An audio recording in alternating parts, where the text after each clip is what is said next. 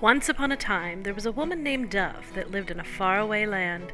She did not come from the most powerful family in the kingdom, but she was driven to serve the people in a way that would make humanity better. Some days she would watch out the window and ponder if getting caught up in all the hustle is what she would always have to do. She walked and talked like she was supposed to and tried to live up to her role as an old soul, but locked away in her dreams and in her imagination was a place she would go and wait for reality to catch on. It was a place where drama could not go, where all the forces that hold on her were non-existent, and peace and quiet was the everyday event. Her role meant nothing here, and she was just a simple, loving soul. Politics were only real in cartoon characters, and people's pain was only caused by their own hand. Many believed that Dove did not need for anything, because she seemed so independent and so happy. Deep down inside, though, she also wanted to be loved. While Dove knew she was there to help others and do good deeds, she was tired and she wanted change. She would need to find a place where people would be open to do things differently. She knew that the world would achieve peace and live in harmony with the planet and its creatures if we just changed our perspective. She had her time when she wanted a handsome man that would take care of her, but fate took her in another way. Once she was going to marry a town knight, but he chose to sneak away with a maiden into one of the towers.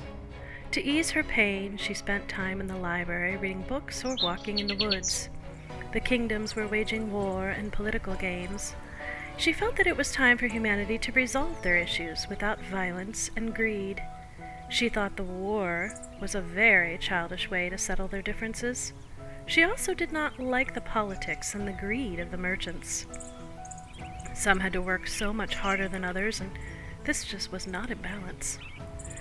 There were those who used power for selfish reasons, and this was not the way it should be.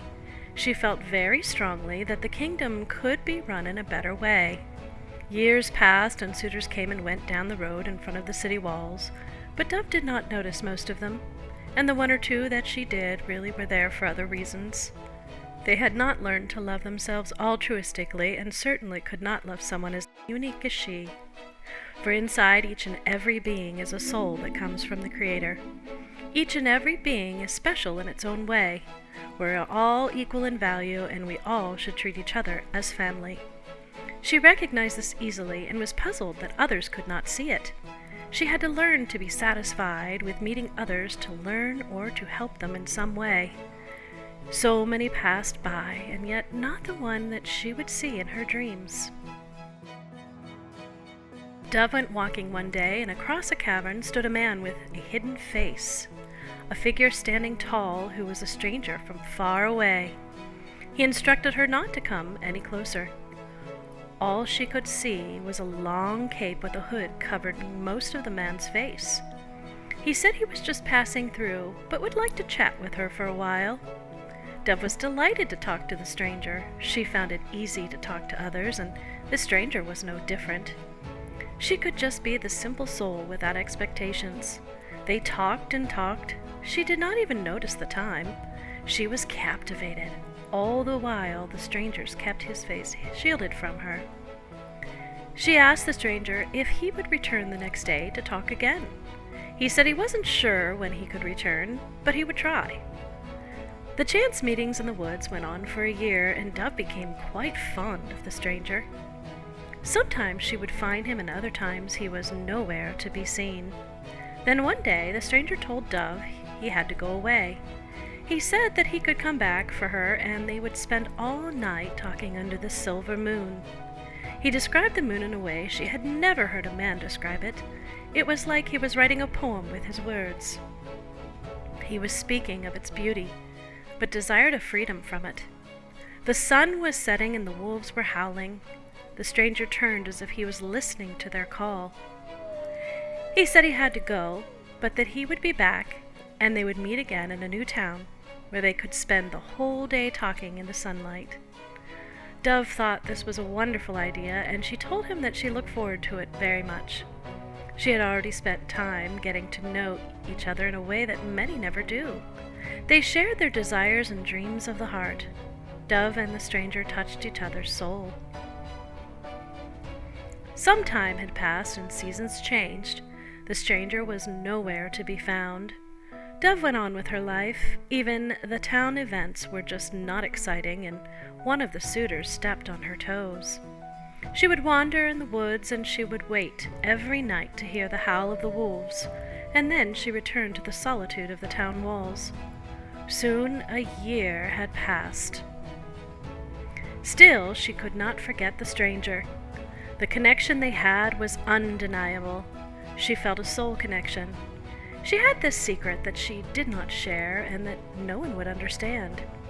She wondered if he was safe or if he was harmed by forces in the wild. At night she would wonder where he was and if he had comfort in knowing that she was still there.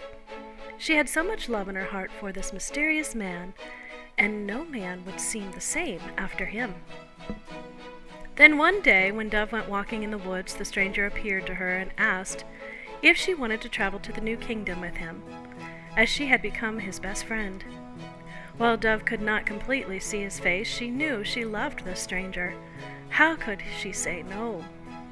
Like some force had gripped her. She wanted to be with him. Leave the town? Leave the politics behind? Yes. She would trade in her bustle for a pair of riding pants, and walk the streets of a strange place to see the stranger again. Dove also came to learn his secret as a stranger. Every night he must listen for the wolf cries and go to them. He turns into a wolf man at night and cannot walk among the people of the city. He had befriended a group of men, and they were enchanted under the spell of a powerful wizard. Soon he, along with the others, had to do the wizard's bidding. To keep the man loyal to the wizard, he cast an enchantment and turned them into wolfmen each night. This way, they could not pursue a normal life. The wolfman explained that he had learned a great deal about freedom and how precious it truly was. He told Dove, "Never let anyone take away your freedom. Consider it sacred and always pursue your dreams. Recognize the sacred spirit that lives inside of everyone and value that it holds." He further explained that he was no longer free, but belonged to the wizard, whose bidding was based on power. He said, "Power is really given so that you can take care of others, and make sure that others do not use selfish desires. It means that we are responsible to make sure that integrity and pure hearts plant the seeds of the future." He was now paying the consequence of his decision of belonging to someone else. If he ran away, he could face the pack turning on him and lose his life. He belonged to the wizard, and he had to do his bidding. He said, "I am in a prison. I am forced to wage the wizard's battles. I have become part wolf, but there is still my soul that longs to be free. There has to be a better way to live." Dove did not even blink. She did not even seem to hear the story in some way, as if the wolfman was describing a simple thing. She was so fond of him that she did not even notice how hard it might have made things. She did not care. In fact, she welcomed the fact that he had seen the world in a way that she could see the world. That is what mattered. She told him that she would leave the life in town for him. She wanted to be with him, and she was also changed and could not go back to not knowing him. No other man touched her soul in this way. She said, "We have touched each other's soul, and we will never not know each other." He said to meet the following night, and they would run away together. Dove asked him what she should call him. She had called him Wolfman, but surely he had a name. The Wolfman smiled and said, "Call me Silver, like the moon. We have looked at so many of these nights." They set up a meeting place, and the Dove would wait for him to arrive. As Dove looked upon his face, she got lost in his eyes. She could see his heart was good. Dove went back to the town and began getting ready. She asked for a man named Silver at the local hostel where they agreed to meet. She was told no such man checked in, and she knew the wolfman did not come again. In the morning she awoke curled up on the ground under a tree. She gathered herself and went back to town. She looked a mess, but She did not even notice the maidens gossiping as she walked by. The seasons changed once more, and Dove wondered if hunters had hurt the wolf man. At first, she just wanted him near, but after a while she felt herself just hoping he was all right. Every night she would pray for his safety, and sometimes when she slept, she could fly in her dreams and see him. One time she found him in a wooden tavern on a far-off island. How she wished she could be with him there. She thought, if only I had a sign. One night she climbed up the city walls and looked down on the woods. Maybe I will hear the wolves cry, she thought. But it was silent that night. Again she found herself awakening in a strange place. The guards had come to stand on duty, and they were smirking down at Dove, whose behavior seemed odd. She gathered herself and went back to work, where she had done since a young girl. She knew town elders would not understand who she was and what she saw as valuable. As an oldest child, she stood to inherit a station at the kingdom, but she knew it was the council that really ruled the kingdom, and she would be forced to do the council's bidding in a similar way that the wolf man had to do the wizard's bidding. Her stranger, that's where she wanted to be. He brought out her desire for freedom and to make the world better, but he did not create it. It was something they both had, and they are both made from. They had both chosen to be consciously aware. After this, she felt like a stranger in the kingdom. These walls would never feel like home again. The force inside this woman was inevitable, and she could not settle for the suitors that came calling. She wanted the wolfmen now more than ever. She was no longer their compliant worker. She just went through the motions and had already sent her heart away. She felt like she was waiting. One day, a maid brought her a note, sealed with a strange seal. She hurried into her cottage to read the note. The wolfman had written the letter and asked if she still wanted to go away with him.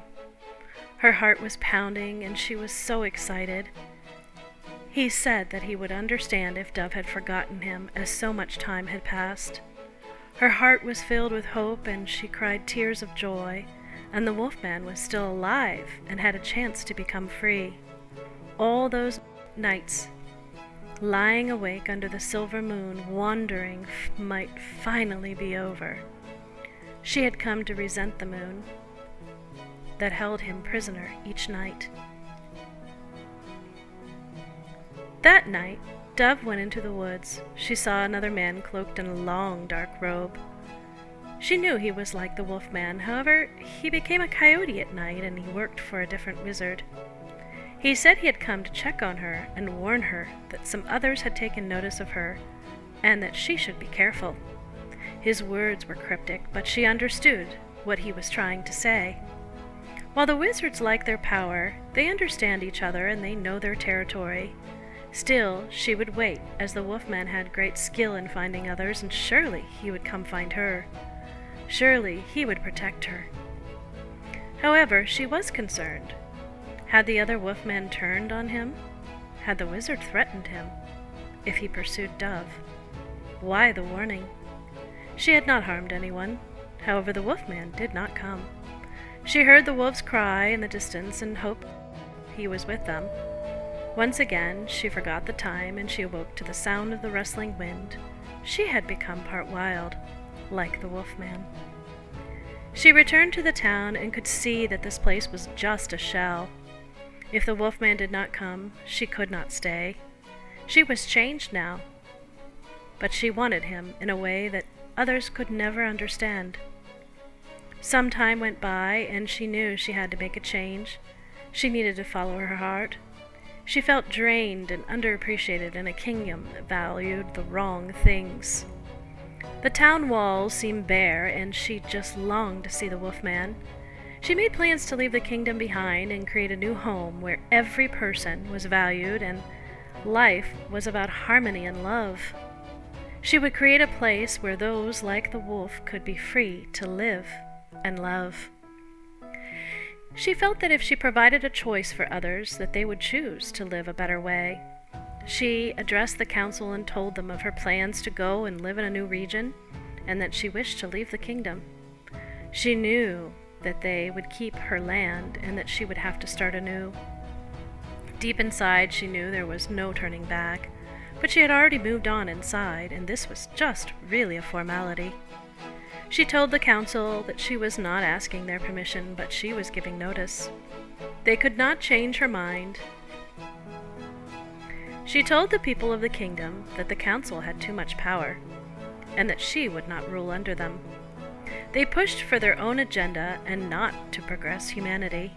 She explained that life was precious, and that killing each other to get your way was not right.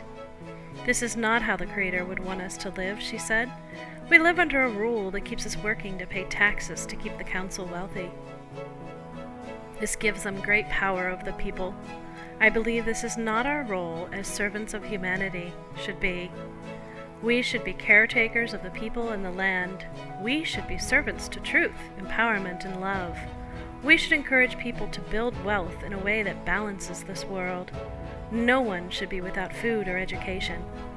We should use our resources in a way that balances the earth and causes harm to no one. No one should own the resources of the earth. Everyone should be valued as we value ourselves. There was great argument in the council, and the dove was called a traitor and many other harsh names. But she did not waver. She knew what was right, and that we could live on this earth in peace with one another. She wanted no part of their war and desire to conquer more land. She would see that her new town did not get tainted with greed. She scolded the council, saying, "If you provide the right environment for people, then they will not need to act out and become greedy.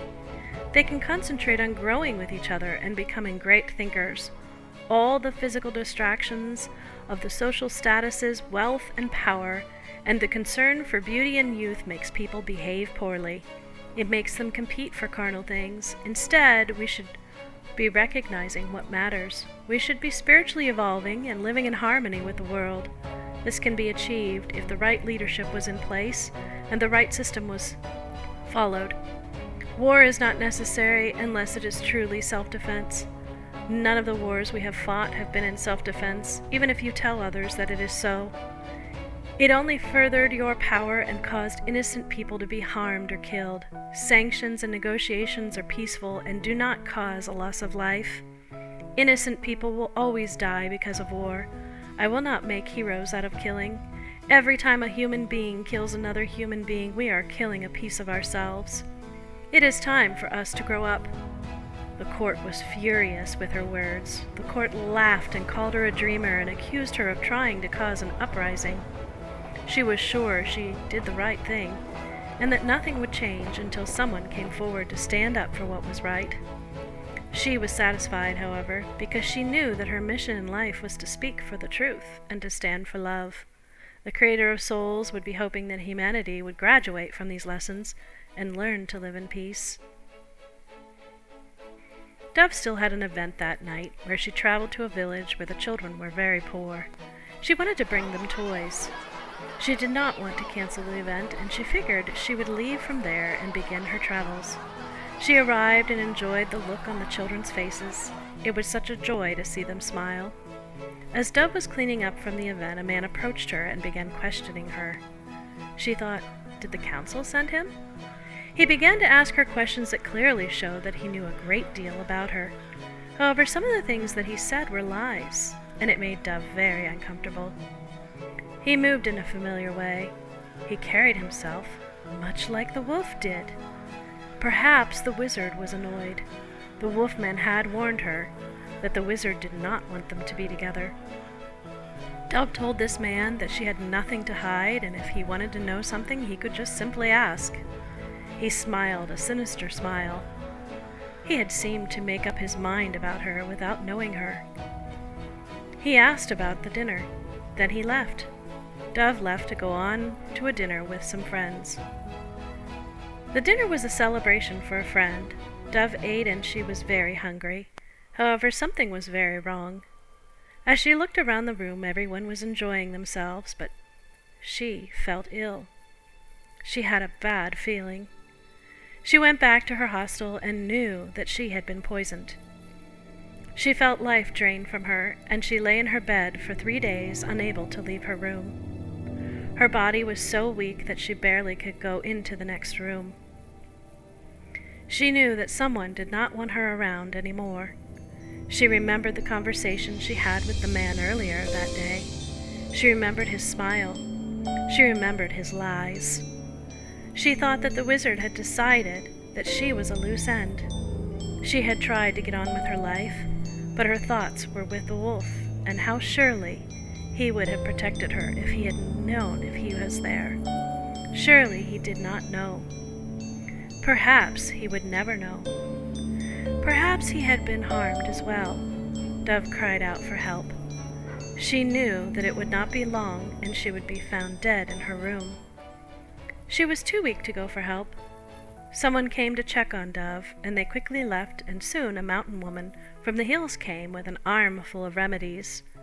A day passed, and slowly the remedies began to neutralize the poison. Finally, Dove knew she would live. She would not let this stop her from caring about the wolf. Surely he did not know. She wondered how the wolf would find her. She did wonder if she had a family with this wolfman, if her children would inherit the enchantment of the wizard. Would her children be subject to the wizard? When the wolfman had not shown, she was saddened. But then she heard there was a pack of wolves that had been seen on a journey. It appeared that they were searching for something. Dove had heard about the legends of the sacred tree of Aramu, and it had the power to turn someone back into their original form. All she could do is hope that the wolfman was on that journey and that it was successful. When she would go to the market, she could not help but look at all the trees lining the marketplace and hope that the wolfman would find the right one. Even if the wolfman did not succeed, she would go on. She had not chosen a suitor and filled the role she was expected to fill. She paid no mind and prepared for her journey. Dove had some success in selling off some of her jewels and art. Now she would have enough to travel to the new place. She soon arrived in the new place. Later that night, the merchant that bought her jewels came to her and took back the money, claiming her jewels were worthless. He had deceit and greed in his eyes. He just wanted the jewels, but figured he could get away with not paying. She was not someone of great power who could fight this powerful merchant. Dove was discouraged, but money meant nothing to her, and she would move on with her life. Late that night, while gazing at the silver moon, she heard the wolves cry in the woods. She knew it was a sign they had returned. Deep inside, she wished for the wolfman's success in obtaining the tree of Aramu. Their long wait would be over, and they would be together. Soon the people began to talk of a man who ran with wolves. Dove's heart began to overflow with joy.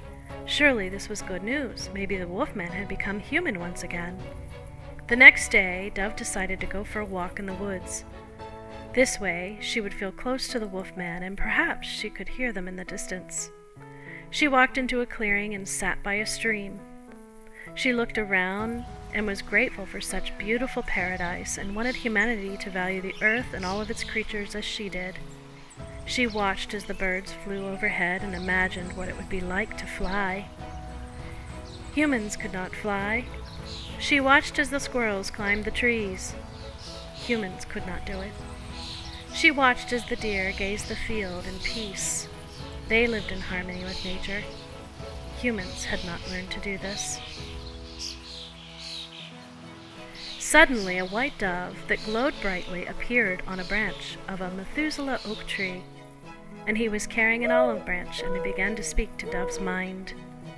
Do not be discouraged, as you are an instrument of peace. Keep your path and stay true to heart, and you will give love and hope to others. Many of us will watch over you, and you will know many things, as will your children's children. Others beyond the veil have seen your heart, and we are watching. The dove dropped the olive branch before her feet. She began to cry tears of joy, and hope filled her heart. The leaves of all the branches of the oak tree began to glow, and she realized that the tree of Aramu was not a real tree, but a symbol of transformation inside of a human being. This would mean that the wolf would have to undergo an internal transformation to free himself from the enchantment. She had a journey that she must follow.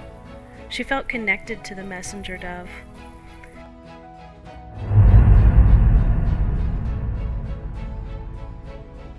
She was like the dove, and she was part of them. Just then, the dove before her became a being that glowed with great brilliance. She felt as if she knew this being from another time and place. She no longer felt alone and knew she was loved. She rested and dreamt of many things. Dove refocused her energy. She even took work in the new town. She knew no one very well there, and because her funds were low, she had to take the only room available, and that was with others. Then one night, a message came from the wolf. Dove could not believe her eyes. The wolf was on his way. She hoped that the wolf would come. He said they would find a cottage together and settle down. Finally, they could be together. The anticipation was great, and she could not believe after all this time she would have her happy ending. Time passed, and again he did not come. Dove began to doubt that he would ever come. Dove missed her family and began to see that she just really wanted the simple things. She was getting older and she wanted a family of her own. She could not wait much longer if that was to be possible. She thought about the wolf and wondered what had become of him. Did he forget her? Did he find someone else? Did he think she had moved on and did not want him anymore? Did she say something wrong? Did the wizards tell him lies about her and scare him away? She did not know. However, she knew that loving him changed her life, and she would never be the same. Before she left the land of hills, another wizard came to her and offered her a future. He knew the wolf wizard and claimed to be much more powerful. He said he had gone to battle with the wolf wizard before, and he had won. Dove knew that, like the wolfman, she would not belong to herself. She told the wizard that she had to go her own way. She would not join for any amount of magic, and she was only interested in the magic of love. A few years passed, and Dove wanted a family of her own. She married a man who also wanted a family. She settled down and continued to do work. She was more passionate than ever about changing the world one small act at a time. She felt great joy in what she did, and also enjoyed the simple life she had now created. Soon, she had a family of her own and children to love. One day, Dove went walking in a town she visited from time to time, and she walked around the corner and began speaking with some people she knew, and then she saw a man in the distance. Dove could not believe her eyes. It was him. It was the wolfman, and he had also moved on with his life. He was completely human again. He had his own children as well. Tears filled Dove's eyes as she walked away into an alley so no one could see her. She could see that he was happy and that he was surrounded by love. Somehow, he must have gained his freedom from the wizard. Perhaps the wizard had grown soft or was still waiting in the wings. Dove felt her heart sink. Why had he chosen another path? Did he lose faith in her? Maybe part of his agreement in order to be free was another path. Maybe the wizard had something to do with it. Despite her sadness, she was glad he was all right and alive. She spent so many nights wondering if something happened. It left such a hole in her heart. She saw on the faces of his children how he brought them joy. She slipped away before he could see her and see the tears running down her face. She could not hold them back. The wolfman would always have a place in her heart. These bitter, sweet tears she would cry alone. She went back home to her children with her secrets and her wisdom gained. Sometimes loving others is not for ourselves. Sometimes we love others and help them get to where they are going. Dove knew that there are no guarantees that we are loved back. Never regret loving as it feeds the soul, and someday she may sit with the wolfman and talk under the tree, free of the moon that imprisoned them both. They will have so much to share then, and so many stories of their children, and maybe even their children's children.